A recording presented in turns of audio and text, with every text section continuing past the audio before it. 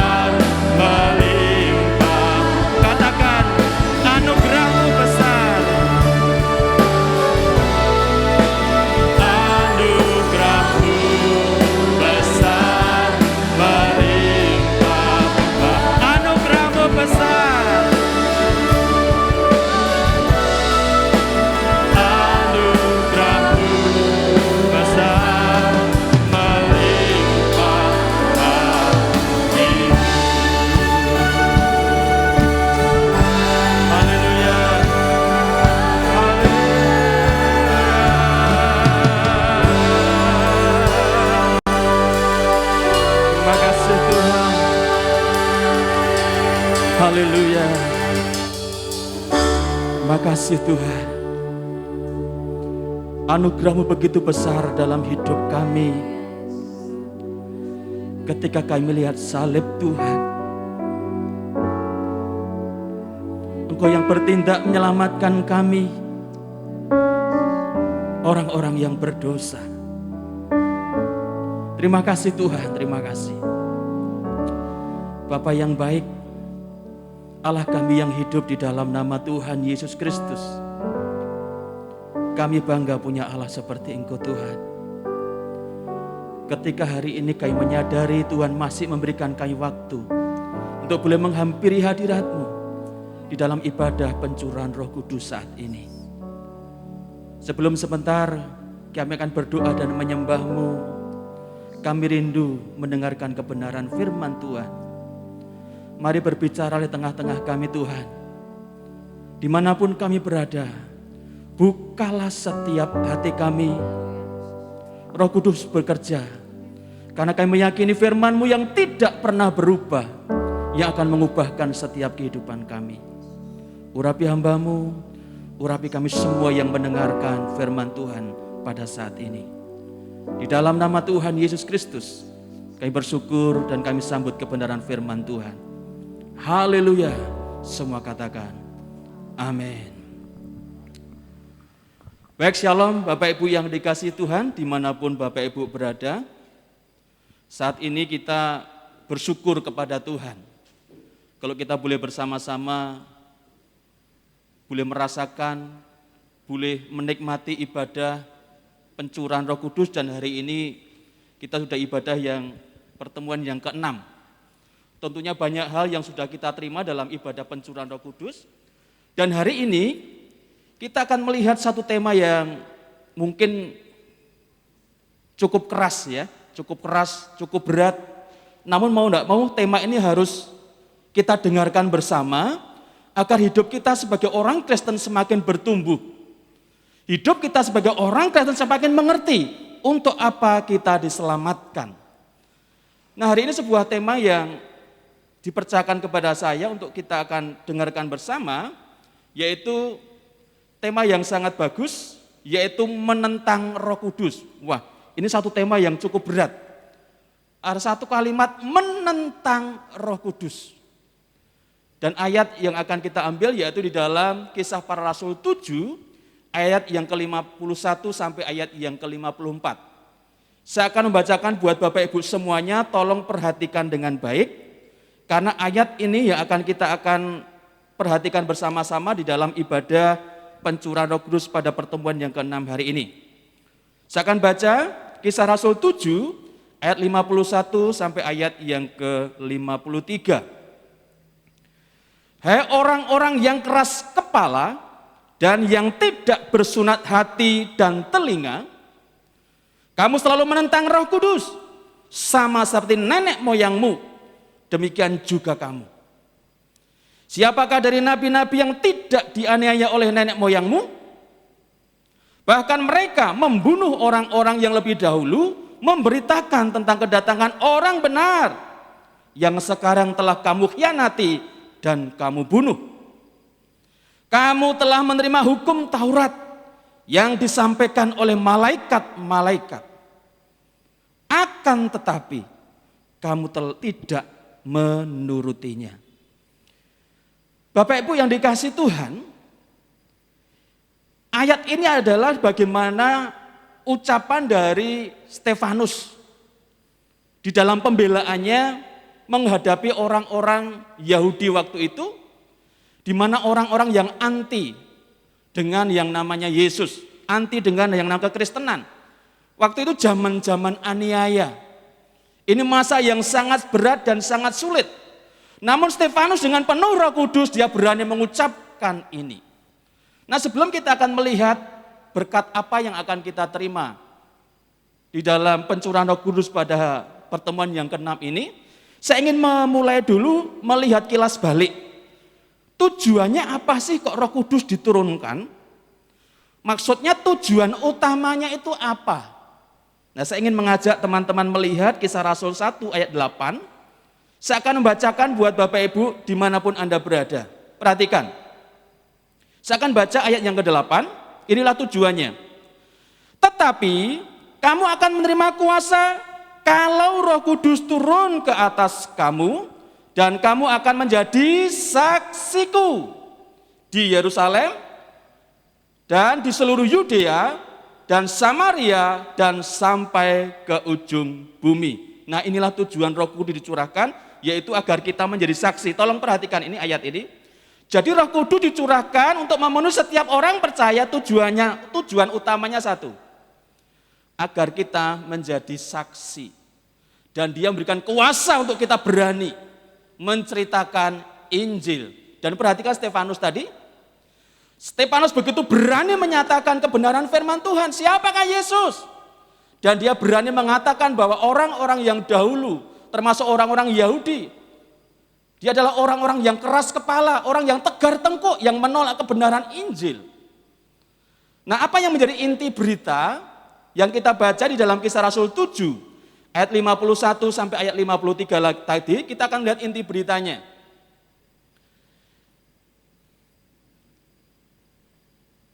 Ya, ini inti beritanya bahwa warisan sikap dan karakter yang menentang, yang bertentangan dengan rencana Allah. Ini inti berita yang kita baca dari Kisah Rasul 7 ayat 51 ayat sampai ayat 53. Inti beritanya di sini adalah warisan sikap dan karakter yang bertentangan dengan rencana Allah.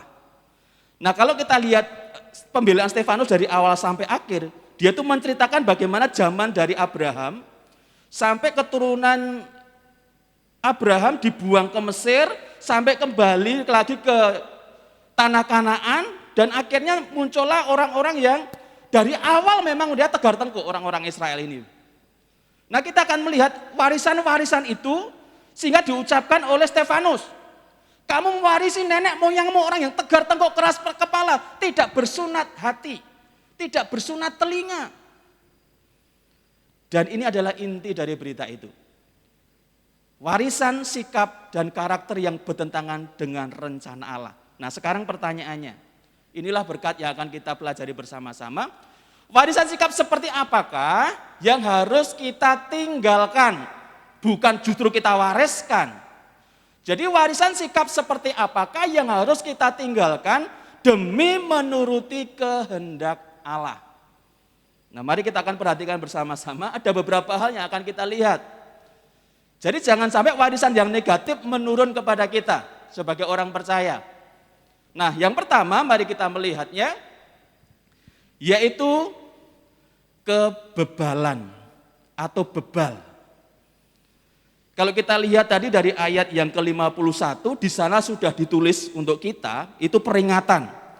Bagaimana Stefanus mengatakan, hai orang-orang yang keras kepala dan yang tidak bersunat hati dan telinga, kamu selalu menentang Roh Kudus sama seperti nenek moyangmu, demikian juga kamu. Nah, kalau kita simpulkan ayat 51, ini adalah orang bebal. Orang keras kepala, tidak bersunat hati, tidak bersunat telinga. Artinya apa? Orang ini merasa benar sendiri. Tidak mau menerima masukan dari orang lain. Bahkan dia menolak kebenaran Injil itu sendiri. Saya pernah mengalami, saudara. Saya pernah sharing Injil kepada orang bebal. Betul-betul bebal, akhirnya saya menyerah. Ketika saya sharing Injil kepada dia mengatakan apa? Sorry Pak Tri, buat saya masuk neraka itu enggak masalah, asal bahagia. Saya kaget, saudara. Dia mengatakan saya masuk neraka enggak masalah, yang penting di neraka itu saya bahagia. Bahkan kalau Pak Tri tidak senang adanya neraka, mari kita berdoa agar neraka itu dihilangkan saja. Wah, saya kaget, saudara. Orang ini enggak takut dengan hukuman Tuhan. Sampai saya cerita apapun dia menolak. Dia mengeraskan hati. Dia enggak mau menerima kebenaran Injil. Akhirnya sudah, saya ngomong yang lain, akhirnya kami berpisah. Dan hari ini jujur, banyak sekali orang-orang yang mengeraskan hatinya. Keras kepala, tidak mau menerima kebenaran Injil. Nah, hari ini ayat ini diingatkan kepada kita, siapapun kita yang mendengarkannya. Mari ketika kita sudah mengerti kebenaran Injil dalam hidup kita, jangan menjadi orang bebal. Tidak mau meninggalkan dosa, hidupnya masih sembarangan. Kebenaran adalah ukuran diri kita sendiri, bukan lagi mengacu kepada Injil, tidak lagi mengacu kepada firman Tuhan. Kebenarannya diukur dari dirinya sendiri. Dan hal ini banyak, bukan hanya terjadi kepada orang yang non-Kristen, termasuk kepada orang-orang Kristen. Banyak orang sudah mengaku diri orang percaya, tapi tidak mau meninggalkan dosa. Hidupnya masih terikat. Inilah yang dikatakan orang-orang yang bebal. Dan orang seperti ini adalah orang yang menentang Roh Kudus. Suatu hari saya membaca sebuah buku. Ada seorang bapak bernama Abraham. Bukan Bapak Abraham di Alkitab. Ada seorang bapak namanya Abraham. Mengadakan acara ulang tahun. Nah, dia mengundang orang-orang yang hidupnya kekurangan, termasuk seorang pengemis dan yang lain-lain. Nah, ketika sudah diundang, tibalah jamuan makan. Nah, waktu mau jamuan makan itu, Bapak Abraham ini mengajak berdoa sebelum makan. Tapi ketika mau berdoa, ada satu orang yang selalu menghujat nama Yesus. Dia nggak suka dengar nama itu. Dia justru waktu dia ngomong menjelekkan nama Yesus dan yang lain-lain. Sampai marahlah Bapak Abraham ini. Dia mengusir orang yang selalu menghujat nama Tuhan itu. Ketika dia akan mengusir, tiba-tiba dia mendengarkan suara dalam hatinya. Abraham, Abraham, kamu baru mendengarkan dia 5 menit saja kamu marah-marah. Hampir seumur hidupnya dia menolak saya tetap sabar dengan dia. Dia memang orang bebal, tapi saya tetap sayang kepada dia, menunggu sampai dia bertobat. Perhatikan saudara, hari ini Tuhan tetap masih menunggu kita. Yang kita merasa benar sendiri tidak mau dengar nasihat firman Tuhan. Tuhan masih menunggu kita kembali. Makanya stop menjadi orang bebal. Mari kita datang kepada Tuhan, aku mau kembali kepada Kristus. Aku mau hidup dalam kebenaran-Mu.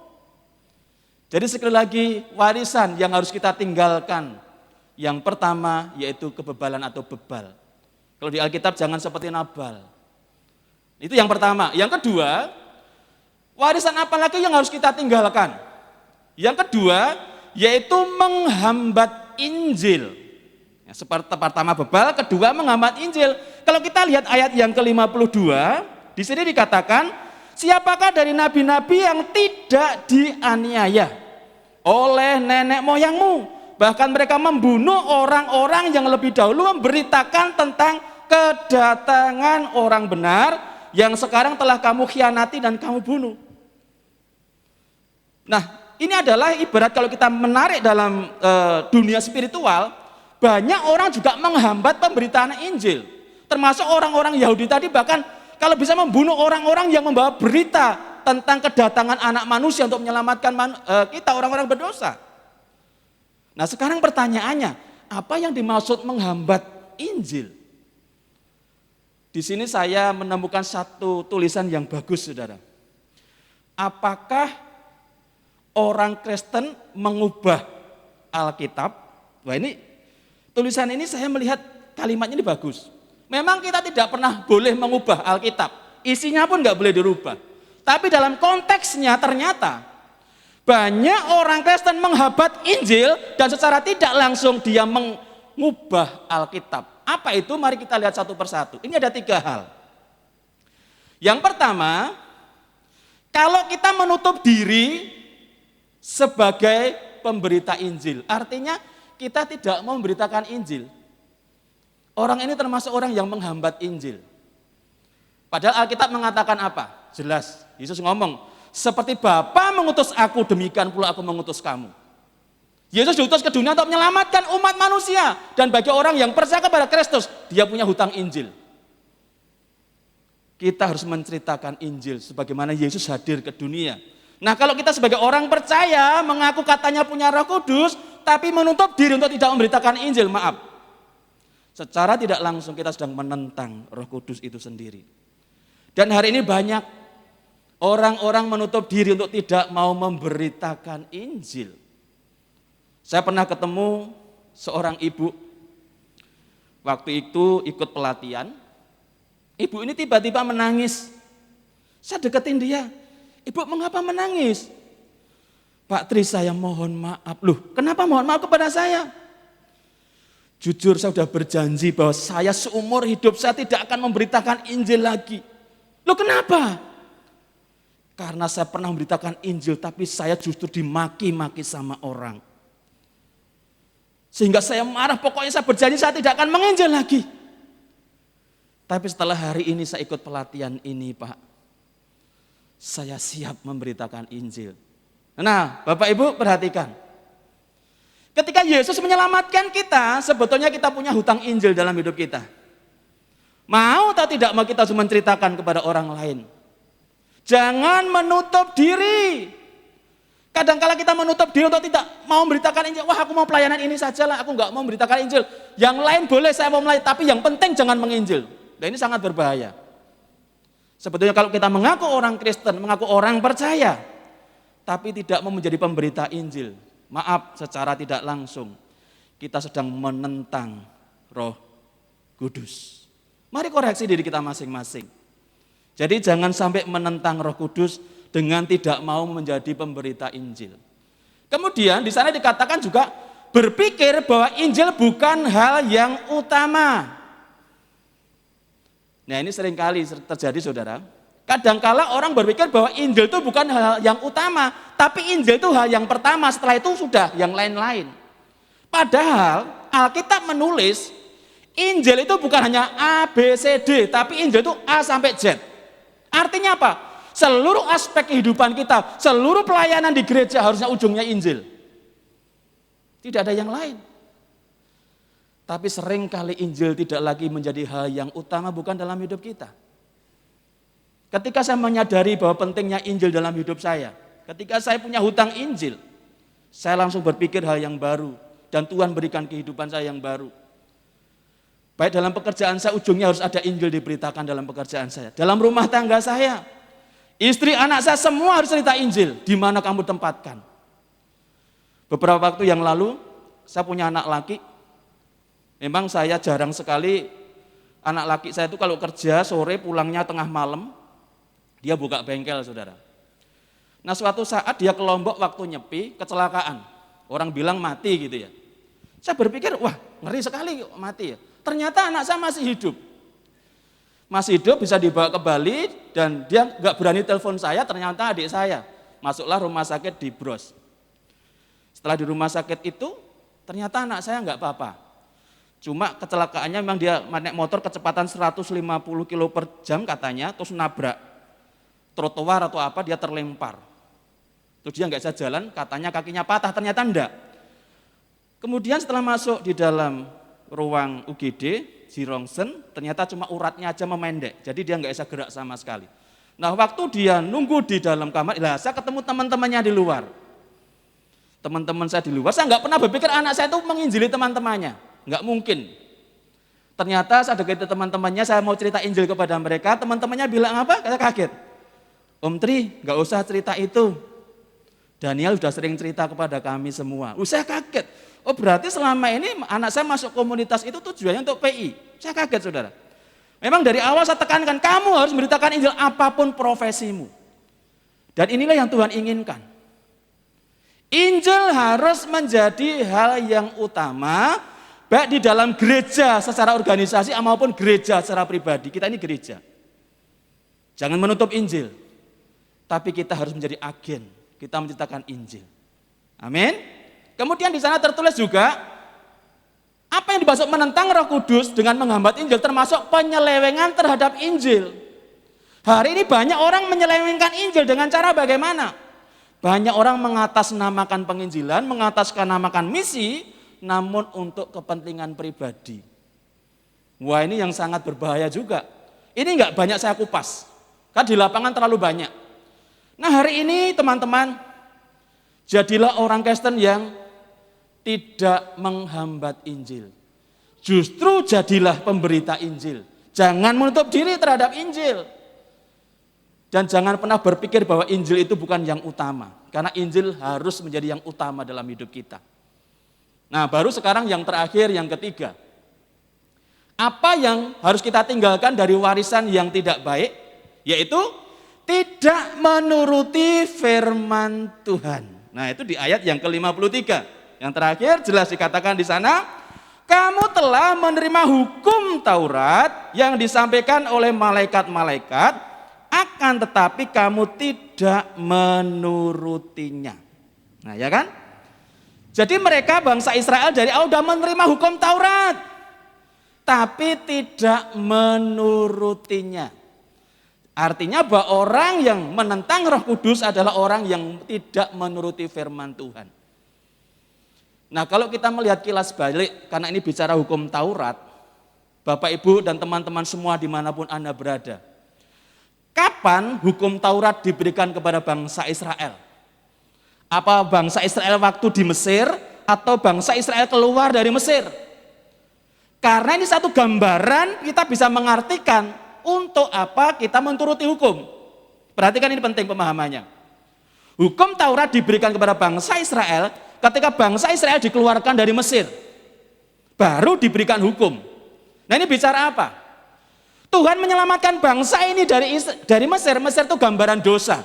Dikeluarkan dari hukum dosa, diberikan hukum Taurat untuk melakukan hukum itu. Artinya apa? Setelah kamu diselamatkan, kamu harus melakukan hukum. Bukan melakukan hukum untuk kamu diselamatkan. Ini salah, saudara. Nah, kalau kita tarik ke zaman sekarang, berarti apa artinya ini ya? Di sini saya menulisnya, tujuan Tuhan menyelamatkan umatnya termasuk kita untuk mentaati hukum Tuhan. Jadi bagi Bapak, Ibu, saudara semua dimanapun Anda berada, ketika hari ini kita mengaku orang percaya, mengaku orang yang sudah diselamatkan, tujuan Tuhan apa menyelamatkan kita? Yaitu kita mentaati semua hukum-hukumnya. Nah, hari ini kita di bawah hukum, bukan hukum Taurat, tapi di bawah hukum kasih karunia. Artinya apa di bawah hukum kasih karunia? Ini hukum yang sangat luar biasa. Kita harus mentaati hukum kasih karunia. Bagaimana Tuhan memberikan kemurahan yang luar biasa kepada semua orang berdosa. Dan kita menjadi agennya. Kalau perintah hukum Taurat ada 10 kan? Kalau kita melanggar satu saja, akhirnya seluruh hukum itu akan batal. Dan kita dianggap orang yang tidak mentaati hukum. Ya, jadi 10 hukum Taurat tadi ditulis agar ditaati semuanya. Walaupun kita mentaati 9, tapi satu saja nggak bisa, gugurlah seluruhnya. Itu mengerikan sekali. Itu hukum Taurat. Lah, hari ini kita ada di hukum kasih karunia. Ingat bicara kasih karunia. Dari 10 hukum tadi diringkas menjadi 2 saja. Apa itu? Kasihilah Tuhan Allahmu dengan segenap hatimu dan kasihilah sesama manusia seperti dirimu sendiri. Nah, ini kita di bawah hukum ini. Sekarang pertanyaannya, terus bagaimana cara melaksanakannya? Nah, ini kebalikan dari 10 hukum tadi. Kalau 10 hukum Taurat kita gagal satu, semuanya gugur. Dan kita pasti binasa. Tapi kalau hukum kasih karunia hanya 2 hukum saja, dan kita bisa melaksanakan dengan 1 langkah, dan kita sudah melakukan seluruh hukum itu. Apa itu? Yaitu ketika kita memberitakan Injil. Wow, kok bisa? Ya, mari kita akan melihat. Ketika kita memberitakan Injil, kita mentaati perintah siapa? Apakah perintah Pak Pendeta? Atau perintah gembala kita? Tidak. Tapi kita mentaati perintah Tuhan. Pergilah, jadikan semua bangsa murid. Jelas. Itu perintah yang harus kita lakukan. Kita harus taat. Itu perintah. Perintah yang kedua, kasihlah sesama manusia seperti dirimu. Nah, ketika kita mengasihi manusia seperti diri kita, itu maksudnya apa? Kalau kita mengasihi orang lain, saudara, dengan memberikan beras, uang, rumah, mobil, semua akan habis. Tapi Alkitab mengatakan, kasihilah sang manusia seperti dirimu sendiri. Apa artinya? Ketika kita menjadi orang percaya, dengan iman yang benar, kita sedang mengasihi diri kita sendiri karena kita sudah diselamatkan dari hukum dosa. Makanya kita harus beritakan kepada orang lain agar mengalami hal yang sama seperti yang kita alami. Itulah langkahnya. Jadi ketika kita memberitakan Injil, kita sedang menggenapi seluruh hukum yang tertulis di dalam hukum kasih karunia itu. Wow, makanya ini saya motivasi teman-teman di sini, ingat dari awal tadi, tujuan Roh Kudus. Ingat, tujuan Roh Kudus diberikan kepada kita agar kita menjadi saksi di Yerusalem, Yudea, Samaria sampai ke ujung bumi. Jelas tujuannya apa? Agar kita menjadi pemberita Injil. Jadi tujuan Tuhan menyelamatkan umatnya untuk mentaati hukum Tuhan. Bukan sebaliknya, ya. Di sini saya tulis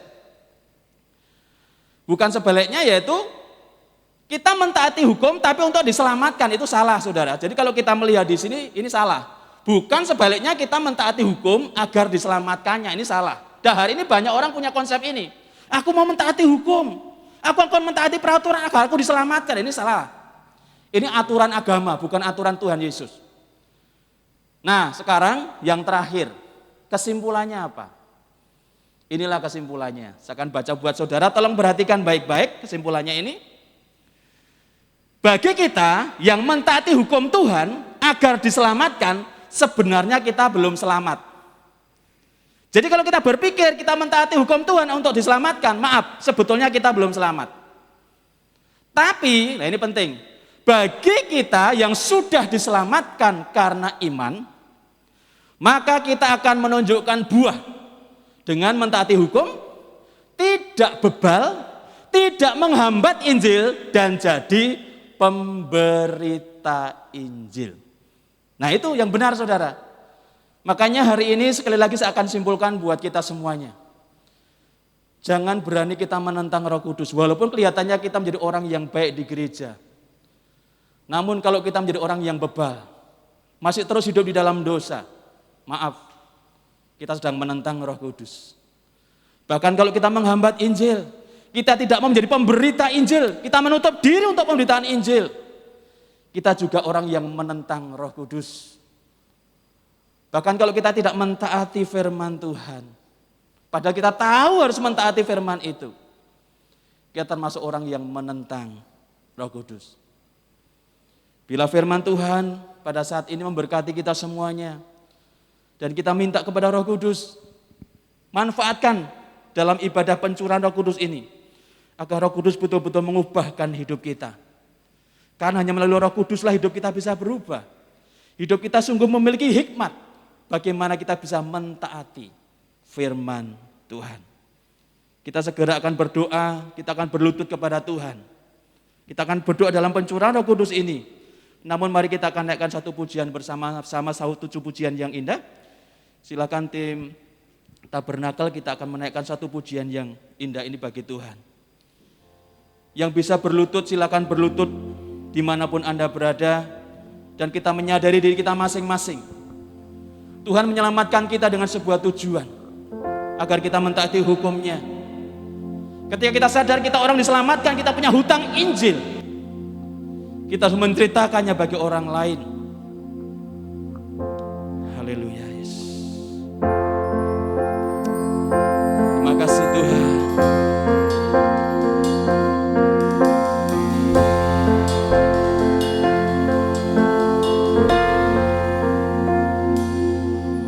Bila hati terasa berat,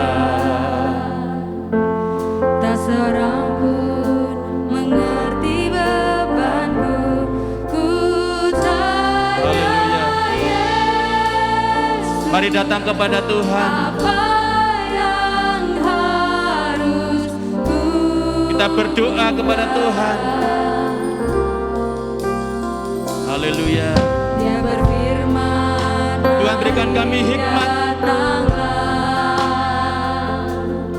Dia selalu pedulikan aku.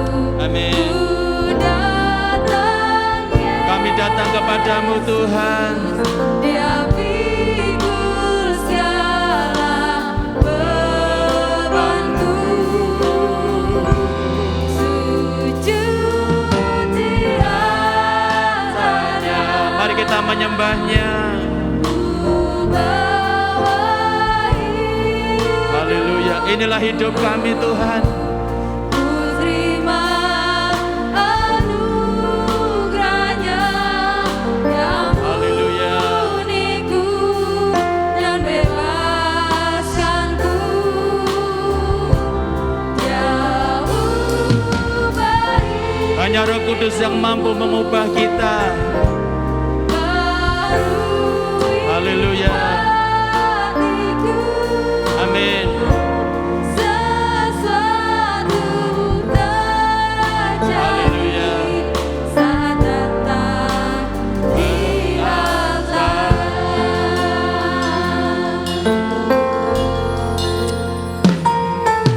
Bila hati terasa berat, Banyak hal yang kita hadapi di masa-masa sulit. orang pun mengerti beban. Namun percayalah Roh Kudus terus akan hadir untuk mengubah hidup kita dengan satu tujuan. Haleluya. Agar kita mentaati hukum-Nya. Apapun masalah yang kita hadapi. Dia selalu pedulikan Amin. aku. Ku datang Yesus. Haleluya. Dia pikul segala Terima kasih Tuhan.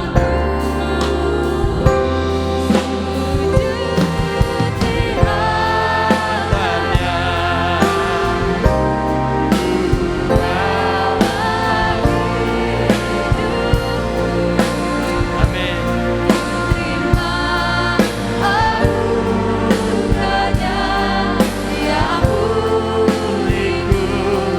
dan bebaskanku.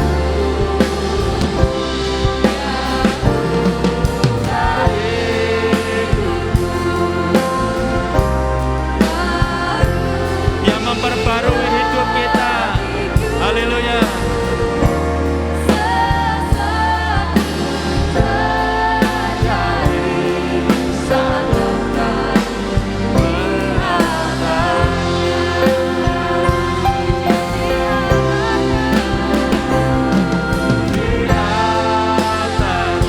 Amin Tuhan.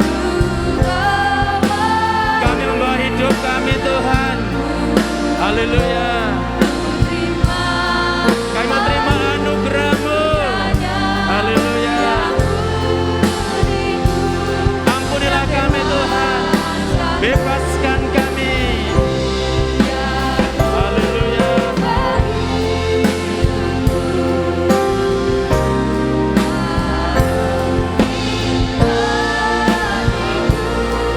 Haleluya.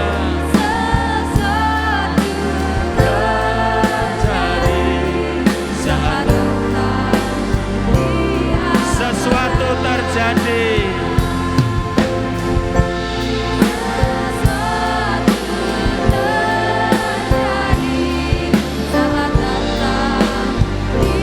Sesuatu terjadi.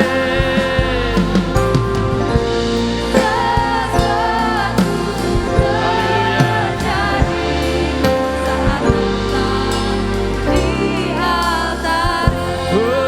Mari kita menyembah-Nya. Haleluya. Kami menyembah-Mu Tuhan. Kami memuji Engkau Tuhan. Kami membawa hidup kami di altar-Mu. Kami menyadari kami orang yang berdosa. Seringkali kami menentang Tuhan dalam hidup kami. Melalui sikap hidup kami yang tidak benar Tuhan. Haleluya Yesus. Terima kasih Tuhan. Terima kasih buat peringatan-Mu pada saat ini. Mari Roh Kudus, Engkau berkarya dalam hidup kami. Selama kami masih hidup, masih banyak kesempatan. Selama kami masih hidup, masih ada pengampunan. Dan ketika kami masih hidup, kami sadar Tuhan akan memakai hidup kami. Tuhan Yesus, pada saat ini kami sadar seringkali kami menjadi orang yang bebal, orang yang tidak mau mendengar teguran firman Tuhan.